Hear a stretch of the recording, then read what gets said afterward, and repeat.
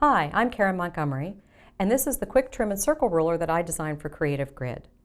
The ruler is a 3.5 by 12.5 inch ruler, and it does everything a 3.5 by 12.5 inch ruler should do.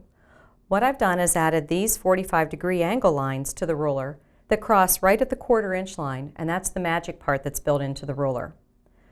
Your ruler may look like this. It has the exact same lines on it and will do everything that we're going to talk about today. In addition, what we've done is added the MS tag to the ruler. If you have a smartphone, you can download an app and scan this in, and the video that we're watching today will pop up every time you use the ruler. If you don't have a smartphone, you can log on to the Creative Grid's website and watch this video as many times as necessary. The quick trim and circle ruler was designed so that when you're making a block with a 45-degree angle seam, such as a flying geese block, you never have to draw another line again. Normally, what you're instructed to do is take your rectangle, place your square on the corner like this, line up your edges, and use a pencil or a marking device to draw a line on every single one of them. You're then instructed to go to your sewing machine and sew, come back and pre-trim the corners.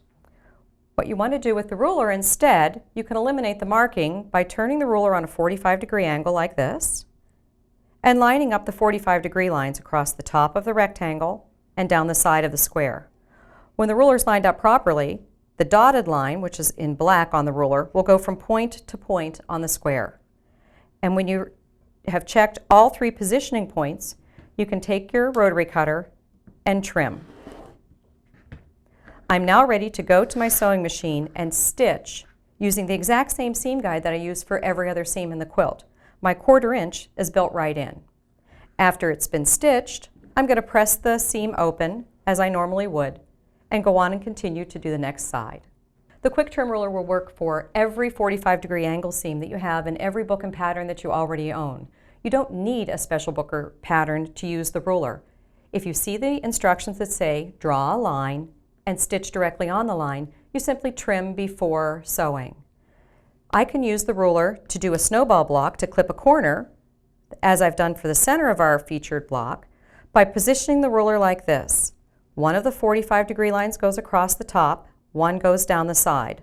The dotted line on the ruler will always go from point to point so that you have 3 checkpoints to make sure that you're positioned correctly. If you've noticed, I never have to look for the correct lines on the ruler, and the reason for that is because they're on both sides.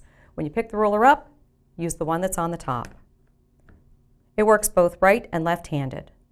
All I have to do now is trim, remove my corner, and I'm ready to sew. One of everyone's favorite uses for the quick trim and circle ruler is to join your binding strips together. When you join your binding, you use a 45-degree angle seam and you lay one position this way, one position this way, and there's a mystery seam in there somewhere that has to be stitched. If you pre-trim your strips, it's much easier to do. I'm going to line up any one of the lines on the ruler along the side of my strips and trim off the salvaged edges. Once those are gone, I have a perfect 90-degree corner, and I'm going to turn my ruler and use the exact same 45-degree lines that we've been using.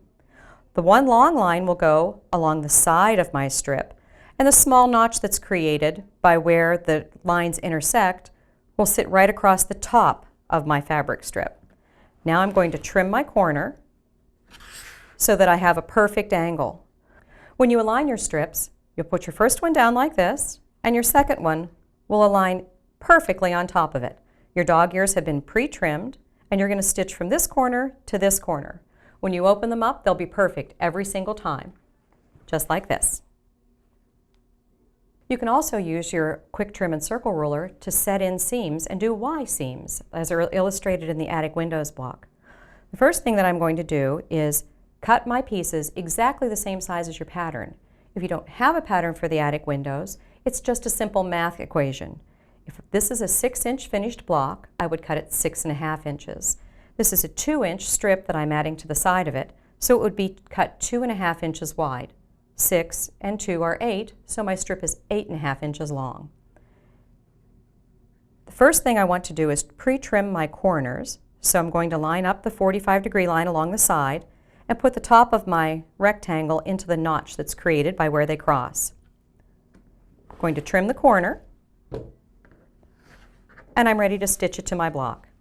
This piece goes along the bottom, So I'll line it up like this. And as you all know, when you do a set-in seam, like a Y seam, you can't stitch the entire way off. By pre-trimming the corner, I can see the little tiny dog ear that happens right here, so I can position my ruler and mark exactly where I need to stop. Once that's been stitched in place, it will look like this. This will be pressed open, and I'm ready to add my lighter blue side.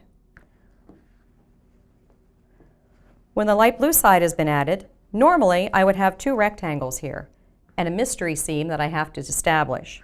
Instead, by pre-trimming them, we simply fold the block in half on a 45-degree angle, match up the raw edges, and as you can see, they fit together perfectly.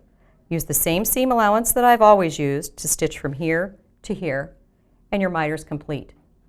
When you join your blocks together, you'll have mitered corners that look like this that are perfect every single time.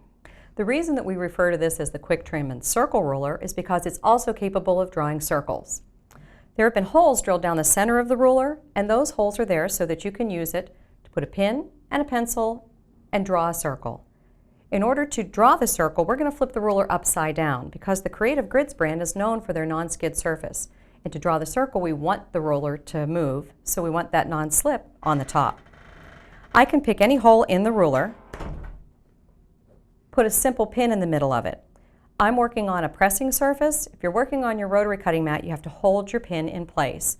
Or you can work on a piece of firm cardboard that would hold your pin. To draw a circle, if I wanted an 8-inch circle, I can count 4 spaces away, because 4 is half of 8. Insert my pin in here and draw.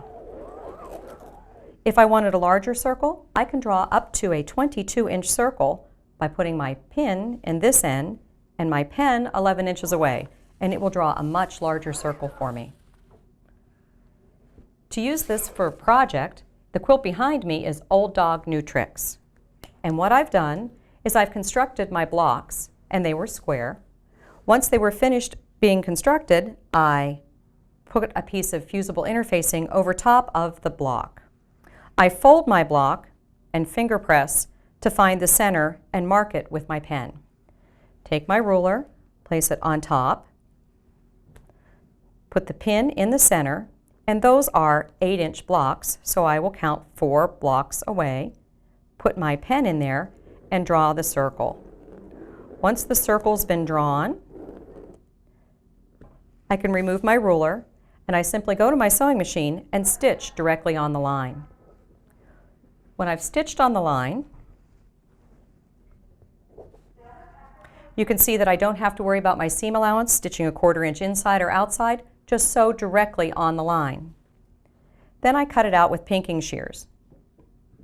The reason I use pinking shears is because it allows me to clip my corners while I trim my circle. Then it's simply as easy as turning it over, slitting the interfacing, and turning the block right side out. Once this block has been fused onto the background, as you can see out here, then you can either hand or machine stitch around the outside edge. Once that's been stitched, you can trim away the background fabric and the interfacing layer will be gone.